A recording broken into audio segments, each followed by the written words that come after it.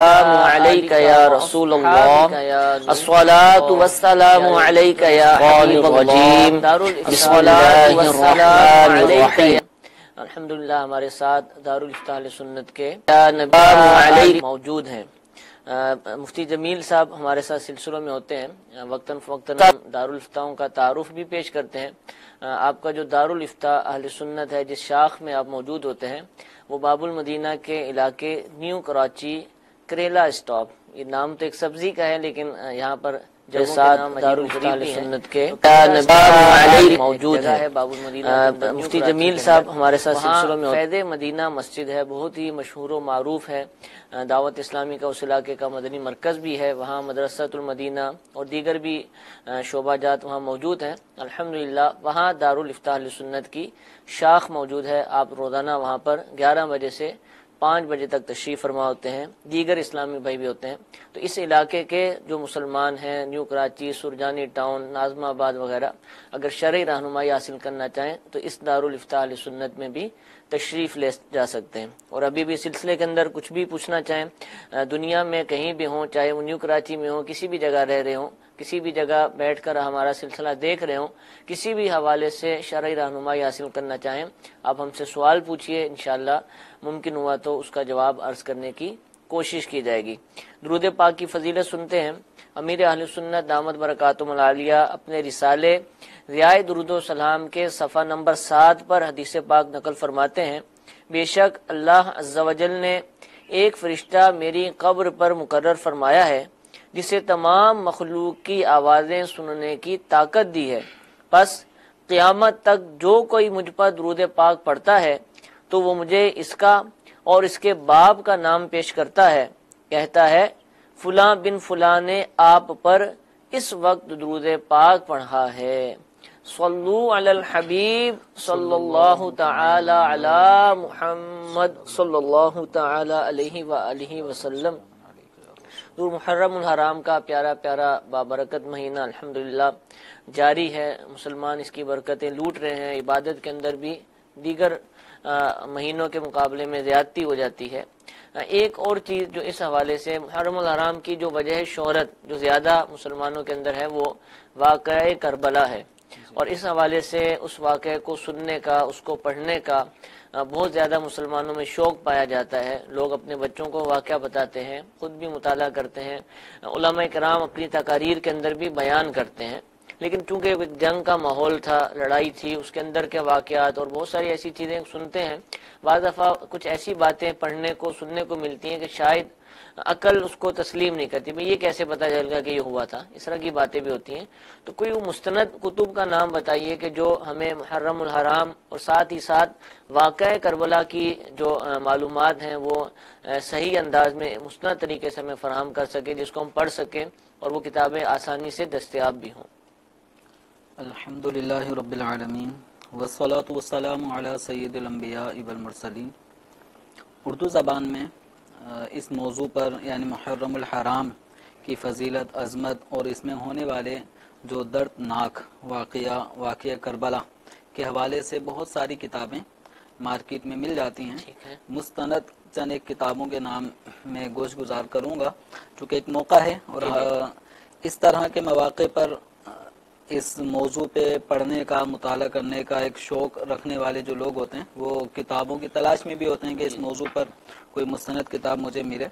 تو امام اہل سنت اعلی حضرت رحمۃ اللہ علیہ کے بھائی، چھوٹے بھائی حسن رضا خان علیہ رحمۃ الرحمن، جن کی جو نعتیہ کلام ذوق نعت ہے، تو ان کی بھی ایک کتاب ہے اس موضوع پر، آئینہ قیامت، اور اس کے مستند ہونے کا خود امام اہل سنت اعلی حضرت رحمۃ اللہ علیہ نے بھی ملفوظات میں ذکر فرمایا ہے۔ اس کی ترغیب دلائیے۔ یہ آئینہ قیامت یہ کتاب ہے، اور اسی طرح صدر الافاضل اعلی حضرت رحمۃ اللہ علیہ کے خلیفہ سید نعیم الدین مراد آبادی رحمۃ اللہ علیہ، جن کا کنز الایمان پر جو تفسیری حاشیہ ہے خزائن العرفان، تو ان کا بھی اس موضوع پر ایک مستند مدلل رسالہ کتاب ہے جس کا نام ہے سوانح کربلا۔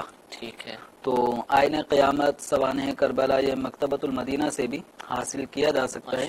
اسی طرح ایک کتاب ہے خطبات محرم، ٹھیک، یہ مفتی جلال الدین امجدی رحمۃ اللہ تعالی علیہ انڈیا کے بہت اچھے مستند مفتیان کرام میں سے گزرے ہیں، تو ان کی بھی ایک کتاب ہے خطبات محرم، تو انہوں نے کچھ موضوعات پر محرم الحرام کے حوالے سے صحابہ کرام علیہم رضوان، خلفائے راشدین بالخصوص ان کی سیرت کو بیان کرتے کرتے امام حسن حسین اور اہل بیت اطہار کی فضیلت اور ان کی عظمت کو بیان کرتے ہوئے یہ محرم الحرام کے میں ہونے والے اس کربلا کے واقعے کو بھی تفصیلاً بیان فرمایا ہے۔ اسی طرح دعوت اسلامی کے جو مفتی ہاشم قادری عطاری، یہ لاہور میں دارالفتہ اہل سنت مرکز الاولیاء میں یہ رئیس دارالفتہ ہیں، اور داتا دربار کے ساتھ جو دارالفتہ ہے وہاں پر موجود ہوتے ہیں۔ ان کی بھی ایک کتاب ہے محرم الحرام اور عقائد و نظریات، تو یہ کتاب بھی اویلیبل ہے، یہ اگر سرچ کریں گے تو یہ کتاب بازاروں میں بھی مل جائے گی، اور ویسے بھی نیٹ پر یہ جن کتابوں کا نام لیا جا رہا ہے تو ان کا اگر نام سرچ کریں گے اور ان رائٹرز کے نام کے ساتھ سرچ کریں گے تو یہ کتاب آپ کی اسکرین پہ سامنے آ بھی جائے گی، اس کو آپ ڈاؤن لوڈ کریں پڑھیں۔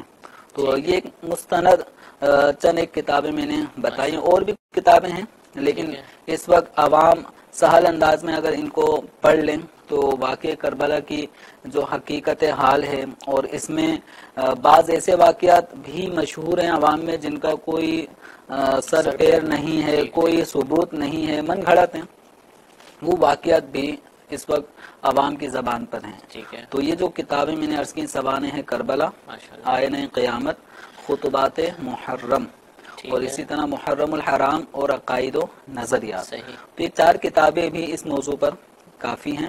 امیر اہل سنت دامت برکاتہ اللہ علیہ کے مختلف رسائل بھی ہیں جو کربلا محرم الحرام کے حوالے سے ہیں، حسینی دولہا، کربلا کا خونی منظر، تو یہ چند ایک رسائل بھی، اور بھی اس موضوع پہ جب آپ ایک سرچ کریں گے تو اس کے ریلیٹڈ اور رسائل بھی آپ کی اسکرین کے سامنے آ جائیں گے، تو وہ آپ پڑھیں، مطالعہ کریں، اور کربلا کے حوالے سے جو مستند مواد ہے وہ انشاءاللہ آپ کے نگاہوں کے سامنے ہوگا انشاءاللہ۔ تو دعوت اسلامی کی ویب سائٹ سے بھی جو کتابیں ذکر کی ان میں سے اکثر انشاءاللہ آپ کو مل جائیں گی، آپ وہاں سے free of cost download بھی کر سکتے ہیں، آپ وہیں پر رہ کر پڑھ بھی سکتے ہیں، اور اس کا دوسروں کو شیئر بھی کر سکتے ہیں۔ تو یہ دن ہے، ان دنوں میں ذوق ہوتا ہے، اور بالخصوص 9-10 محرم کو عام طور پر چھٹی ہوتی ہے۔ پہلی تو یہی ترغیب ہوگی کہ آپ تمام اسلامی بھائی جو سن رہے ہیں وہ مدنی قافلوں کے مسافر بنے، سیدنا امام حسین رضی اللہ تعالیٰ عنہ اور آپ کے جو رفقا ہیں ان کی اصال ثواب کے لیے اگر ہم سفر کریں گے مدنی قافلوں کے اندر تو انشاءاللہ اس کی برکتیں حاصل ہوں گی، علم دین بھی حاصل کرنے کا موقع ملے گا، وہاں پر بھی مدنی قافلے میں بھی وقت ملے گا، اور اس کے علاوہ اگر آپ گھر پر ہیں تو ان چھٹیوں کے دنوں میں بھی ان کتابوں کا مطالعہ کیجیے۔ اسلام کی ایک بہت ہی اہم تاریخ ہے، اس کا جاننا، اس کا درست طریقے سے جاننا اور پھر آگے اس کو منتقل کرنا، اپنی اولاد کا بتانا، یہ بہت زیادہ فائدہ مند ہوگا۔ حضور اسی طرح ایک اور چیز ہے، اگرچہ ہم نے بہت دفعہ اس کے حوالے سے جواب دیا لیکن چونکہ یہ دن ایسے ہیں اس کام کو بھی بہت زیادہ کیا جاتا ہے، وہ ہے 10 بیویوں کی کہانی، یا اس طرح کی ملتی جلتی کچھ کہانیاں ہیں، وہ عام دنوں میں بھی پڑھی جاتی ہیں لیکن محرم الحرام میں اس کا ایک زیادہ ہی رواج ہو گیا پڑھنے کا۔ اس کے حوالے سے فرمائیے کہ کیا وہ کوئی ہے محرم کے حوالے سے، یا مطلقاً اس کے پڑھنے کے حوالے سے کوئی 10 بیویوں کی کہانیاں، یا اسی طرح بی بی سیدہ کی کہانی، اس طرح کی کچھ کہانیاں ہیں کو جن کو عوام میں جو ایک خواتین بالخصوص، مرد حضرات اس طرف مائل نہیں ہیں، یہ خواتین زیادہ اس طرح کی خواتین ہی کو پڑھانا ہے اور مرد گھر میں نہیں ہونا اب اس کی چاہیے۔ منت مان لیتی ہیں کہ اگر ہمارا کوئی یہ کام ہوا تو ہم اپنے گھر میں 10 بیویوں کی کہانیاں سنیں گے۔ اب وہ کیا ہوتا ہے، کوئی کام ہو گیا تو وہ آس پڑوس کی خواتین کو جمع کر کے وہ کہانیاں پڑھی جاتی ہیں، اس میں کوئی واقعہ ہے تو اس طرح کی منتیں مانی جاتی ہیں۔ اب اس میں من گھڑت واقعات بھی ہیں، تو یہ کتاب مستند نہیں ہے، اور اس طرح کی منت ماننے سے اس کا پورا کرنا بھی لازم نہیں ہوتا، چونکہ یہ من گھڑت واقعہ ہے، اس میں کچھ غیر مستند مواد بھی ہے، تو اس طرح کی چیزوں سے بچنا چاہیے۔ اس کے بجائے جو صحابیات کی سیرت پر لکھی گئی کتابیں ہیں، تو الحمدللہ دعوت اسلامی کے مکتبہ سے بھی فیضان صحابیات کی ایک پوری سیریل ہے۔ اس زاویے سے اگر آپ جو صحابیات گزری ہیں اہل بیت کے حوالے سے، صحابہ کرام علیہم رضوان کی جو ازواج ہیں، تو ان کی سیرت پہ باقاعدہ چھوٹے چھوٹے رسائل آپ کو مل جائیں گے۔ تو ان کا مطالعہ کرنا، ان کی سیرت کو جاننا یہ انتہائی ضروری ہے. جیسے ابھی اب سے کچھ دیر پہلے جو سلسلہ چل رہا تھا، اس میں خاتون جنت کے حوالے سے ایک کتاب اسکرین پہ باقاعدہ جلوہ گر تھی. تو یہ فاطمہ الزہرا رضی اللہ تعالی عنہا کی سیرت کو اگر پڑھنا چاہیں، سمجھنا چاہیں، تو ہماری خواتین کے لیے اس میں بہت سارے مدنی پھول اس کتاب کے اندر موجود ہیں. تو اس کتاب کا مطالعہ کریں. تو یہ جو 10 بیویوں کی کہانیاں ہیں، یہ من گھڑت واقعات پہ مشتمل ہیں. ان کے بجائے یہ مستند مواد یہ پڑھیں. منت ماننا نہیں، لیکن ویسے ہی اگر ایک اجتماع ہے یا صحابیات کے جو آراز عرس وغیرہ کے ایام آتے ہیں، تو ان مواقع پر جو ہے وہ ان کے سیرت کو بیان کریں، تاکہ خواتین اپنی اسلاف کی سیرت سے جب مطلع ہوں گی تو اپنے اندر بھی بہت ساری تبدیلی کا ایک موقع ہاتھ آتا ہے. کہ جب سنتے ہیں کہ یہ ایسی تھیں، اتنی نیک اور پرہیزگار تھیں، تو ان کے نقش قدم پہ چلنے کا ایک جذبہ بھی پیدا ہوتا ہے. تو یہ 10 بیویوں کی کہانیاں یا اس طرح کی جتنی کہانیاں ہیں، ان سب کو چھوڑ دیا جائے. یہ من گھڑت ہیں اور علماء اس کی جو ہے وہ تردید ہی کرتے آئے ہیں. ٹھیک ہے. اب یہ الگ بات ہے کہ اہل سنت میں بعض خواتین اس طرح شروع کر دیتی ہیں اور ان خواتین کو لے کے اعتراض کرنے والے پوری اہل سنت پہ اعتراض کر دیتے ہیں کہ دیکھیں یہ 10 بیویوں کی کہانیاں پڑھتے ہیں. تو اہل سنت و جماعت کے کسی بھی مستند عالم مفتی کا کوئی فتویٰ، ان کی کسی کتاب کی کوئی سطر کوئی بتا دیں کہ جو اس کی تائید میں ہو. ٹھیک ہے. اس کی تردید میں بہت کچھ لکھا گیا ہے، اس کی تائید میں کچھ نہیں. باقی کاروباری حضرات چھاپتے ہیں، لوگ خریدتے ہیں، وہ پڑھتے ہیں، تو وہ ان کی وجہ سے کسی پر کوئی حکم نہیں لگ سکتا. فیضان صحابیات کے حوالے سے جو مفتی صاحب نے ہمیں ترغیب دلائی، اس حوالے سے جو کتب ہیں، رسائل ہیں، مکتبۃ المدینہ نے شائع کی ہیں. المدینہ العلمیہ جو دعوت اسلامی کا ایک علمی اور تحقیقی ادارہ ہے، اس نے اس پر کام کیا ہے الحمدللہ. اس کی بھی ساری کتابیں مکتبۃ المدینہ کے ساتھ ساتھ دعوت اسلامی کی ویب سائٹ سے آپ اس کو ڈاؤن لوڈ کر سکتے ہیں. دعوت اسلامی کے ایک اور مجلس ہے، مجلس IT، انٹرنیٹ کے حوالے سے اور یہ جو اس حوالے سے جو معاملات ہوتے ہیں، انہوں نے بھی ایک بہت ہی پیارا سافٹ ویئر بنایا ہے المدینہ لائبریری کے نام سے. آپ اس کو بھی فری آف کاسٹ دعوت اسلامی کی ویب سائٹ سے حاصل کر سکتے ہیں. اس کا بھی نیو ورژن بھی آیا ہے اور سرچنگ کے ایک بہترین انتظام کے ساتھ. اس کے اندر بھی الحمدللہ جو مکتبۃ المدینہ کی کتب ہوتی ہیں، المدینہ العلمیہ نے جن پر کام کیا ہوتا ہے، دیگر علماء کرام کی کتب الحمدللہ وہ اس کے اندر موجود ہے. سرچنگ کی سہولت ہوتی ہے، کاپی پیسٹ کر سکتے ہیں اور بڑے آسانی کے ساتھ آپ اس کا مطالعہ بھی کر سکتے ہیں. موبائل میں یا ٹیبلٹ وغیرہ میں جی اس میں بھی غالباً آ جاتی ہے موبائل اور ٹیبلٹ. اس وقت لیپ ٹاپ وغیرہ میں لیپ ٹاپ وغیرہ میں تو ہے، موبائل کا مجھے علم نہیں ہے، تو امید ہے کہ آ جاتی ہوگی، ورنہ انشاءاللہ آ جائے گی. میں جو ہے مجلس سے عرض کر دوں گا، اس پر کام کر بھی رہوں گے، امید ہے انشاءاللہ. تو آپ اس کو حاصل کر لیجئے اور یہ کتب جو ہیں جتنی بھی ہیں آپ اس کو ڈاؤن لوڈ کر کے، اب اینڈرائڈ یا دیگر ڈیوائسز تقریباً لوگوں کے پاس ہوتی ہیں، بہت زیادہ لوگوں کے پاس، تو ان میں اگر آپ یہ سیو کر لیں گے، پڑھیں گے، دوسروں کو شیئر کریں گے تو انشاءاللہ بہت زیادہ فائدہ حاصل ہوگا. کالز بھی ہمارے پاس موجود ہیں، ویڈیو سوالات بھی ہیں، آپ کے SMS بھی آ رہے ہیں. پہلی کال سلسلے میں شامل کرتے ہیں. جی چلائیے. محمد بلال فیروزآباد سے عرض کر رہا ہوں. دارالفتاح اخرتنا سے میرا یہ سوال ہے کہ مرد اپنے سر کے بال کتنے بڑھا سکتا ہے؟ جی مرد بالوں کے حوالے سے مرد کے لیے جو بال رکھنا سنت ہے کہ کتنا وہ بڑھا سکتا ہے، تو نبی کریم صلی اللہ تعالی علیہ وآلہ وسلم کی اس حوالے سے 3 سنتیں، 3 طریقے بال بڑھانے کے جو کتابوں سے ثابت ہوئے ہیں وہ یہ ہیں کہ اتنے لمبے بڑھائے جائیں کہ آدھی کان تک، یعنی سارے بال پیچھے کر لیے جائیں تو آدھے کان تک بال ہوں، یعنی ایک کاٹ دیے جائیں پیچھے سے، یا کان کی لو تک ہوں، یا بال اتنے لمبے ہو جائیں کہ کندھوں کو مس کریں، چھو لیں. اس سے نیچے لٹکانا جو آج کل کے نوجوان حضرات کر رہے ہیں، وہ باقاعدہ پھر وہ ریبن باندھ دیتے ہیں اور باقاعدہ کلپ لگا رہے ہوتے ہیں، اور اس طرح مرد حضرات نے اپنے بالوں پسندیدہ حالت میں بالکل یہ ایک فیشن والے انداز میں لمبے لمبے بال بنا کر اور عجیب و غریب بن کے وہ گھوم رہے ہوتے ہیں. تو یاد رکھیں مردوں کے لیے زیادہ سے زیادہ بال لمبے کرنے کی جو حد ہے وہ ہے کندھوں کو بال چھو جائیں. اس سے نیچے اگر بال جائیں گے تو وہ عورتوں سے مشابہت ہوگی، اور مرد کا عورتوں سے مشابہت کرنا چاہے بول چال میں، چاہے لباس کے اعتبار سے، چاہے بالوں کے اعتبار سے، یہ جائز نہیں ہے. ٹھیک ہے جی. ایک اور کال چلائیے. سوال یہ پوچھنا ہے کہ میں نماز پڑھ رہا ہوں، جماعت ہو رہی ہے اور میں آ کر وضو کرتا ہوں تو دیکھتا ہوں رکعت نکل رہی ہے، امام صاحب رکوع میں چلے گئے، میں نے آستینیں نیچے نہیں کی اور میں نے نیت کی اور میں رکوع میں چلا گیا، رکوع میں عمل کثیر کیے بغیر میں نے آستین نیچے کر لی اور نماز ادا کر لی، اب میری نماز ہو گئی یا مکروہ تحریمی سے اسٹارٹ ہوئی تو نماز نہیں ہوئی؟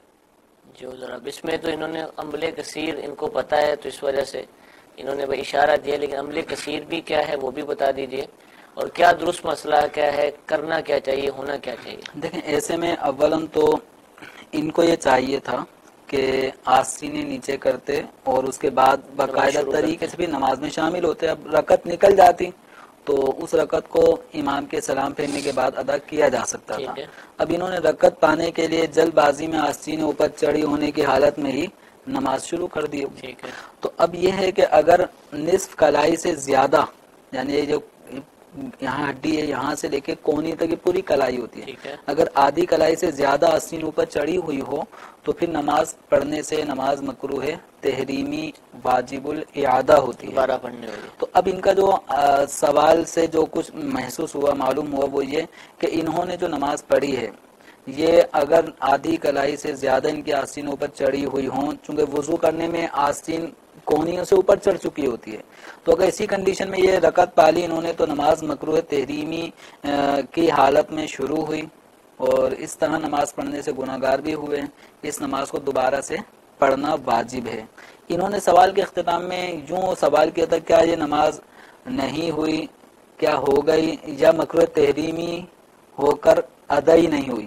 تو مکروہ تحریمی جو نماز ہوتی ہے وہ ادا تو ہو جاتی ہے، ٹھیک ہے، لیکن اس نماز کے اندر نقص، کمی، کوتاہی ایسی رہ جاتی ہے کہ اب اس کی ادائیگی کے لیے دوبارہ اس نماز کو پڑھنا واجب ہوتا ہے. ٹھیک ہے، یعنی اب یہ اگر وقت گزرنے کے بعد بھی پڑھیں گے تو وہ قضا نہیں کہلائے گی کیونکہ وہ ادا ہو چکی تھی، لیکن اس کا ازالہ، اس کمی کو پورا کرنا ان کے لیے ضروری ہے، واجب الاعادہ ہے.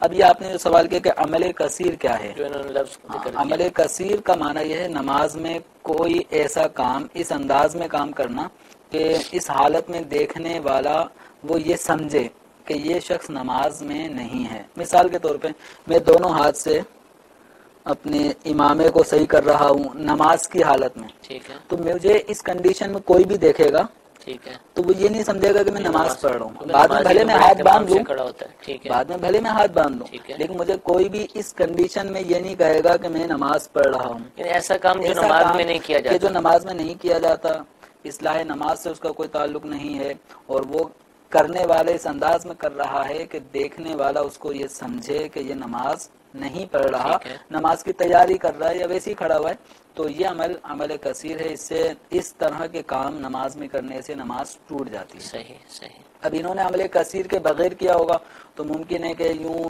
ہاتھ بندھا ہوگا تو نیچے کر لی ہوگی آستین، پھر اسی طریقے سے رکوع میں جا کے اس کو نیچے کر لیا ہوگا، تو عمل قلیل سے کیا ہوگا. لیکن نماز کی جو ابتدا ہوئی تھی وہ مکروہ تحریمی عمل کی وجہ سے ہوئی تھی، تو یہ آخر تک کراہت آستین نیچے کرنے کے بعد بھی برقرار رہی. ٹھیک ہے، تو اس لیے نماز کو ان کو دوبارہ ادا کرنا واجب ہے. اچھا، اس میں بعض اسلامی بھائی جو کر رہے ہوتے ہیں، کیونکہ بہت ساروں کے ساتھ روزانہ ہی معاملہ ہوتا ہوگا، کئی لوگ ہر مسجد میں، ہر نماز میں ہوتے ہوں گے کہ جو وضو کر کے پہنچے تو اب رکعت میں ملنا ہے.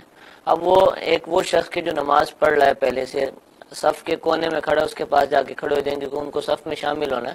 اب وہاں پر آواز بھی نکل رہی ہوگی اور اس طریقے سے ایک ڈسٹربنس کا جو ماحول بن جاتا ہے، توجہ چلی جاتی ہے کہ میرے ساتھ کوئی کھڑا ہوا ہے اور اب وہ یہ کر رہا ہے. تو یہ ٹھیک ہے یا وہ پہلے سائیڈ پہ کھڑے ہو کے اس کو نیچے کر لے پھر صف کے اندر آ کر شامل ہو؟ دیکھیں جب جلدی ہوتی ہے تو پھر تو بہت زور سے ہو رہا ہوتا ہے. عام طور پہ جیسے ان کا سوال تھا، وہ سوال عکاسی کر رہا ہے کہ وضو مسجد میں کیا ہے اور وضو خانے اور مسجد کے جو عین مسجد کا جو فرش ہوتا ہے اس کے درمیان عمومی طور پہ زیادہ فاصلہ نہیں. چھوٹی چھوٹی مساجد، وضو خانے سے نکلتے ہی عین مسجد کا حصہ شروع ہوتا ہے. صحن میں نماز ہو رہی ہوتی ہے، تو اس صورت میں اعضائے وضو سے ٹپکنے والے جو قطرے ہوتے ہیں پانی کے، ان کو فرش مسجد پہ گرانا جائز نہیں ہے. کہ وضو خانے پر ہی اچھی طریقے سے نچوڑ لیں ہاتھوں کو اور قطرے نیچے ٹپکا لیں، اور یہ آستینیں وغیرہ اسی وضو خانے پہ کر لیں گے تو یہ قطرے وغیرہ جو کچھ کلائیوں پہ اور کوہنیوں پہ ہوں گے وہ کپڑے میں جذب ہو جائیں گے، گریں گے نہیں مسجد میں۔ تو ان چیزوں کی پھر سے داڑھی سے قطرے گر رہے ہوتے ہیں، اسی حالت میں بھاگتے ہوئے جا رہے ہوتے ہیں۔ تو نبی کریم صلی اللہ تعالی علیہ وآلہ وسلم نے رکعت پانے کے لیے، مسجد میں چلنے کے لیے وقار، سکینہ یعنی اطمینان کے ساتھ چلنے کا حکم دیا ہے، بھاگنے سے منع فرمایا ہے، بھاگنے سے منع فرمایا۔ اب یہ جو بھاگ رہا ہے وضو خانے میں، وضو خانے میں بھی عام طور پہ تری ہوتی ہے، فرش بارشوں کے دنوں میں صحن میں فرش میں پانی گرا ہوتا ہے، اور سنگ مرمر والے فرش میں اکثر آوازیں آتی ہیں، کوئی وہاں سے گر گیا، کوئی پھسل گیا۔ تو ایک رکعت پانے کے لیے جو بھاگتا دوڑتا جا رہا ہے، ممکن ہے سلپ ہو جائے، فریکچر ہو جائے، کئی ہفتوں جو ہے وہ مہینوں تک بھی وہ جماعت میں حاضری سے محروم ہو سکتا ہے۔ تو عبادت الہی کے لیے اطمینان، وقار، سکینہ مانے سکون، یہ ضروری ہے۔ چال سے درمیانی چال سے معتدل چال، مر کے بھی نہ چلے، کہ اس کو بھی کوئی وقار کے ساتھ چلنا نہیں کہتا، وقار پر وقار انداز میں چلنا ایک اعتدالی انداز میں چلنے کو کہا جاتا ہے۔ تو نہ سست روی ہو، نہ تیز دوڑے، نارمل مقدار میں آرام سے چلے۔ رکوع مل جاتا ہے تو ٹھیک ہے، اگر نہیں ملتا تو اب بعض لوگ کھڑے رہتے ہیں، انتظار کر رہے ہوتے امام صاحب سجدے سے اٹھیں گے، ایک سجدے میں گئے، پھر دوسرے سے میں گئے، اب اٹھیں گے تو پھر میں نئی رکعت میں شامل ہوں گا۔ تو انتظار نہیں کرنا چاہیے، تھوڑی دیر کے لیے بندہ یہ سوچے سب رب کے حضور سجدے میں پڑے ہیں، میں کھڑا ہوں، کیوں کھڑا ہوں؟ وجہ کیا ہے؟ انتظار کیوں کروں؟ یہی اگر چند سیکنڈ پہلے آ جاتا تو شامل ہو جاتا۔ اب انتظار نہ کرے، اس کو چاہیے حدیث میں کہ جب تم امام کو سجدے میں پاؤ تو سجدے میں شامل ہو جاؤ، لیکن اس سجدے کو رکعت شمار نہ کرو۔ حدیث شریف کا مضمون موجود ہے۔ تو اس لیے امام سجدے میں ہو تو اللہ اکبر تکبیر تحریمہ کہہ کے پھر اللہ اکبر کہہ کے سجدے میں چلے جائیں، تاکہ یہ جو چند سیکنڈ کے لمحات ہیں یہ بھی عبادت سے ہم کیوں خالی رہیں۔ تصور کریں کہ فرشتے سجدہ کر رہے تھے آدم علیہ السلام کو حکم خدا بندی پہ، ایک شخصیت تھی وہ سجدہ نہیں کر رہی تھی، وہ کھڑا ہوا تھا، اکڑا ہوا تھا۔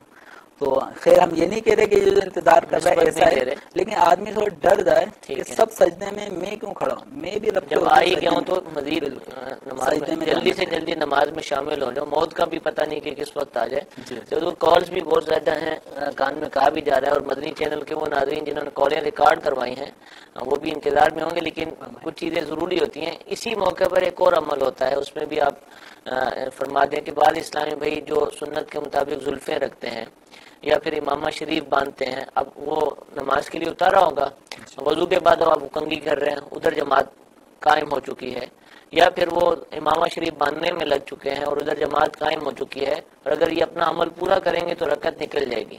تو کیا اتنا ضروری ہے یہ کام کرنا کہ رکعت نکل جائے، یا اب ٹوپی میں ہی نماز پڑھ لے، کیا کریں؟ ایسی صورت میں امامہ باندھنے میں اگر رکعت فوت ہو رہی ہے تو اب امامہ نہیں باندھے، اچھا، یہ ٹوپی سر پہ رکھیں اور معتدل چال سے چلتے ہوئے جماعت میں شامل ہو جائیں گے۔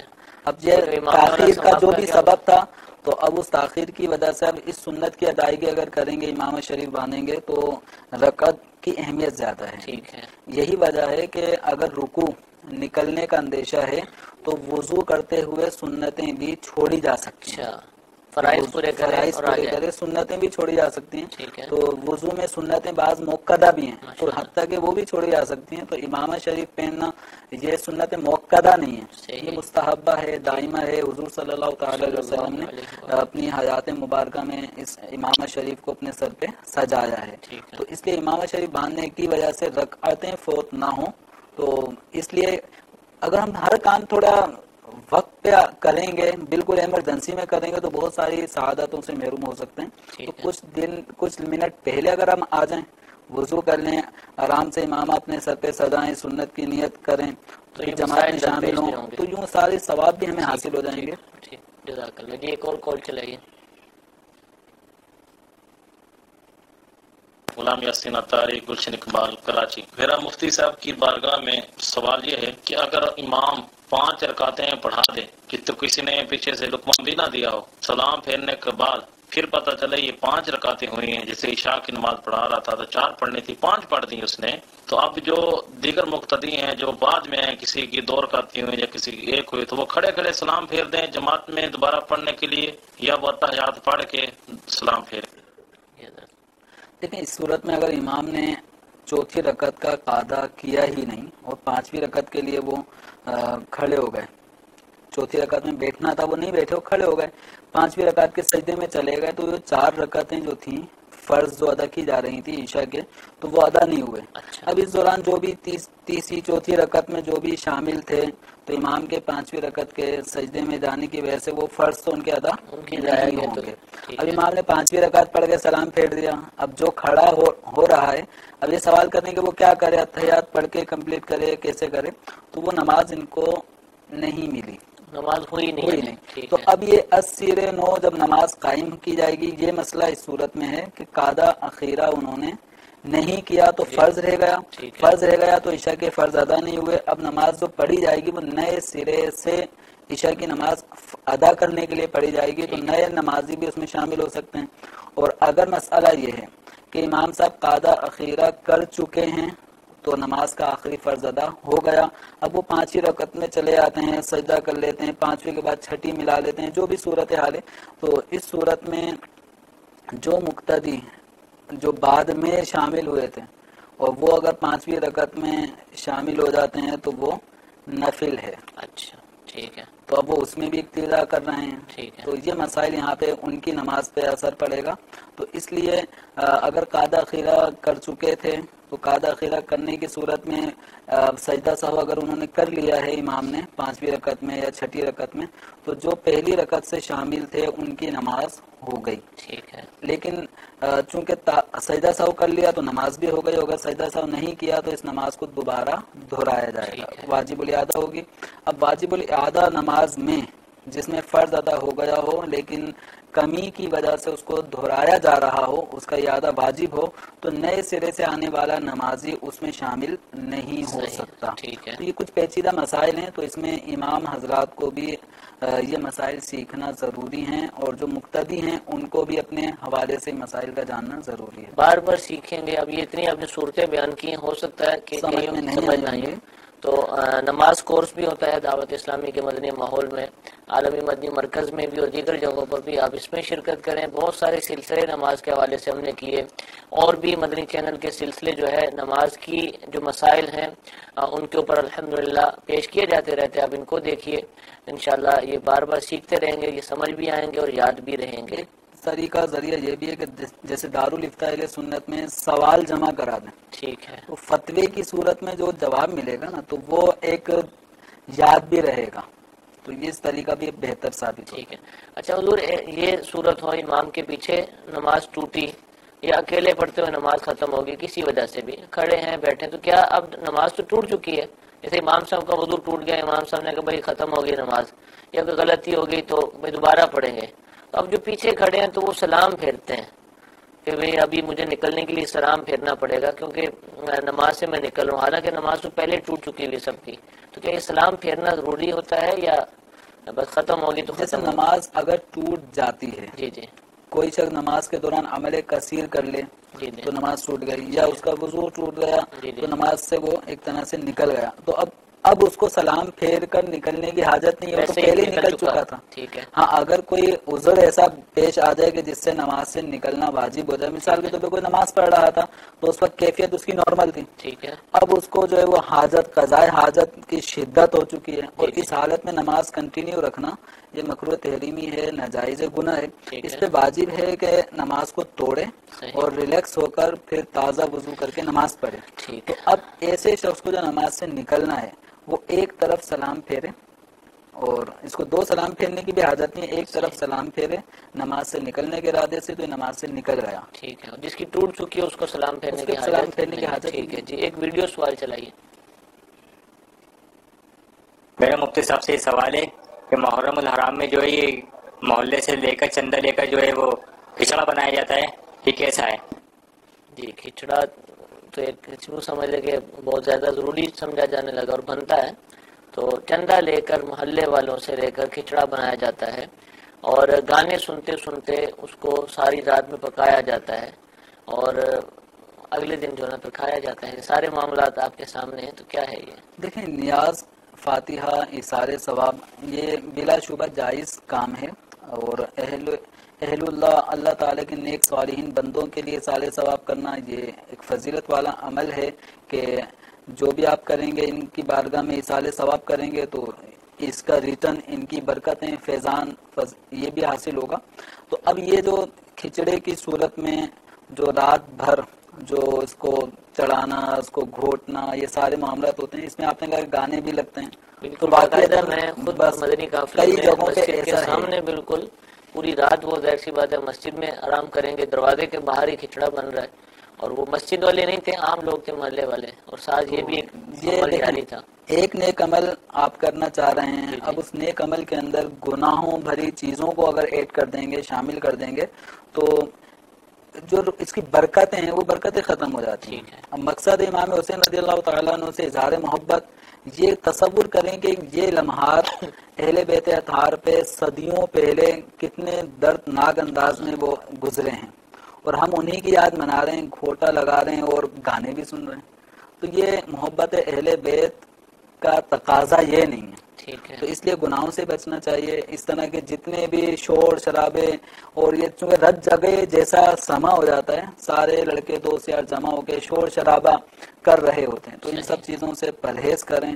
کسی کو آپ جاگ رہے ہیں لیکن جو سو رہا ہے اس کو سونے دیں. خاموشی سے تو کیسے ہو اتنا، یعنی یہ کام ہے نا، 5-10 دیگیں پکڑی ہیں، اور مجھے زیادہ تو نہیں معلومات، لیکن مسلسل شاید اس کو کرنا پڑتا ہے. وہ کرنا تو ہے، شور شرابے کے بغیر کیسے اس کے لیے ایسا ماحول دیکھیں کہ جہاں پہ اس کے گھوٹے لگانے کی جو آواز ہے، شور جو بھی آواز بنتی ہے وہ ایسی نہ ہو جو اذیت پہنچائے، یا جگہ ایسی ہو کہ جہاں سے آواز لوگوں تک، سونے والوں کو اذیت نہ پہنچائے، ان کی نیند خراب نہ ہو. پھر اب یہ رات بھر سب کچھ کرنے کے بعد فجر کا وقت آتا ہے تو بیٹھے ہوئے ہوتے ہیں. ٹھیک ہے. تو اب اس کے بعد فجر کے بعد یہ نیاز کے لیے امام صاحب کو بلایا، فاتحہ دلائی، تقسیم ہوا. تو جو پورا عملہ رات بھر رہا ہے وہ فجر کی نماز سے بھی محروم رہتا ہے. تو امام حسین رضی اللہ تعالیٰ عنہ کے چاہنے والوں کے لیے ایک سوال ہے کہ وہ کربلا کی زمین میں بھی آپ نے نماز نہیں چھوڑی، نماز پڑھتے رہے، آپ کے رفقا جماعت کے ساتھ نماز پڑھتے رہے، آپ نے بھی آخری دن بھی نماز ادا کی ہے. تو امام حسین رضی اللہ تعالیٰ عنہ کے جو عاشق ہیں ان کو چاہیے کہ کردار حسین اپنے اندر پیدا کریں. اور نماز فجر بالکل جب جاگ چکے ہیں، فجر کا وقت بھی ہو چکا، اذان بھی ہو چکی، اب نماز فجر کے لیے نہیں آنا تو یہ بہت بڑی محرومی ہے. اہل بیت اطہار سے یقیناً محبت ہر ایک مسلمان کے ایمان کا ایک حصہ ہے، اور اس محبت کا تقاضا یہ ہے کہ نماز کی بھی پابندی کی جائے. شروع میں جو سوال کا ایک حصہ ہے کہ چندہ لے کر کرتے ہیں، چندہ لے کر کیا احتیاط کریں، لینا چاہیے یا خود اپنی طرف سے ملائیں؟ کیا جہاں تک معاملہ چندہ کا ہے تو دیکھیں کسی پہ جبر نہیں ہو.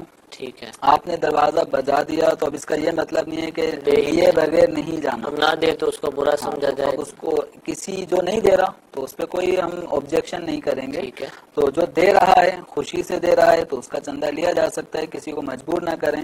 اور یہ جو چندہ لیا جس مقصد کے لیے لیا جا رہا ہے اسی مقصد میں اس کو استعمال کریں. بچ گیا تو دینے والوں سے دوبارہ رجوع کریں کہ بھئی ہم نے آپ سب سے جمع کیا، 10,000 جمع ہو گیا اور خرچہ ہوا 8,000 کا، 2,000 بچ گیا. اب اس 2,000 کا کیا کریں؟ تو جن افراد سے لیا ہے ان افراد کو مطلع کریں، یا تو وہ کسی کار خیر میں خرچ کرنے کی اجازت دے دیں، یا پھر واپسی لینا چاہیں تو ان سب کے تناسب سے ان سب کو واپس کریں. باقی جو پان ہے، گٹکا ہے، جو ساری رات کھانا وہ تو اس میں شامل ہے نا؟ نہیں، یہ ہر شخص اپنا ہی پرسنل کرے گا. ایسا نہیں، یہ چندے کے کھچڑے کے چندے سے پان گٹکے نہیں چلیں گے. ٹھیک ہے. عموماً دیکھا کہ ایسا کھا رہے ہوتے ہیں، یہ نہیں پتا کہ وہ اس میں سے لیتے ہوں گے، اگر لیتے ہوں گے تو نہ لیں، ان کو جائز نہیں. اس میں ظن ہمیں رکھنا چاہیے کہ نہیں لیتے ہوں گے، لیکن اگر کوئی لیتا ہے تو اس کو چاہیے کہ بالکل جس مقصد کے لیے وہی استعمال کریں. ٹھیک ہے جی، ایک اور کال سلسلے میں شامل کرتے ہیں، چلائیے.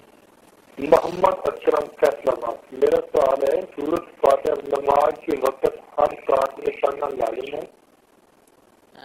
سورۃ فاتحہ کا غالباً پوچھا ہر رکعت میں پڑھنا لازم ہے، یہ سوال غالباً جو سمجھ میں آیا ہے. تو دیکھیں اگر فرض نماز ہے تو فرض نماز کی پہلی اور دوسری رکعت میں سورہ فاتحہ کا پڑھنا واجب ہے. اور فرض کے علاوہ جتنی نمازیں ہیں، چاہے وتر، سنت موقدہ، غیر موقدہ یا نوافل جیسے صلاۃ التسبیح کی 4 رکعتیں پڑھی جاتی ہیں، تو اس میں سورہ فاتحہ کا ہر رکعت میں پڑھنا واجب.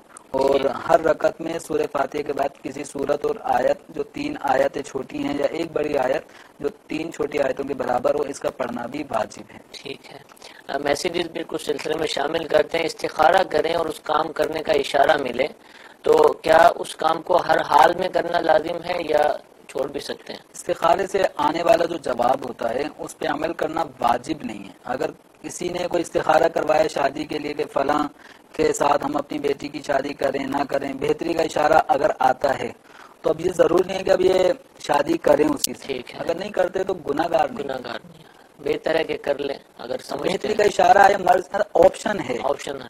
ٹھیک ہے، استخارہ کرنا چاہیے، استخارہ اچھے کرنا کاموں چاہیے کے ہر لیے۔ اہم کام کو کرنے سے پہلے، جس میں آدمی بالکل 50-50 مائنڈ ہو، کچھ کرنے نہ کرنے، بہتری ہے نہیں ہے، کچھ سمجھ میں نہیں آ رہا، تو ایسے موقع پہ استخارہ کیا جائے۔ ٹھیک ہے، سوال یہ ہے، شادی کے آپ نے بات کی کہ شادی ہو رہی ہے ہمارے گھر میں اور محلے والے اور دوست یار سب یہ کہہ رہے ہیں کہ دوران شادی ڈھولکی بھی ہونی چاہیے اور بارات والے دن ڈھول بھی بجنا چاہیے۔ ایک تو یہ ڈھولکی کی رسم اور اس کے بعد پھر بارات جب جائے گی تو ساتھ ڈھول بھی بجنا بینڈ چاہیے، باجے کے ساتھ سب کہہ رہے ہیں، محلے والے کہہ رہے ہیں، کیا کریں؟ دیکھیں دوست محلے یار بھی والے کہہ رہے ہیں۔ جو کچھ کہہ رہے ہیں وہ غلط کہہ رہے ہیں۔ ٹھیک ہے، شریعت مطہرہ نے موسیقی کو، مزامیر کو توڑنے کا، ختم کرنے کا حکم دیا ہے، ٹھیک ہے، تو اپنی شادیاں ہوں یا کوئی بھی غمی کا موقع ہو، ہمیں شریعت مطہرہ کی تعلیمات کو فوقیت دینی ہے، اپنے رسم و رواج کو اہمیت نہیں دینی۔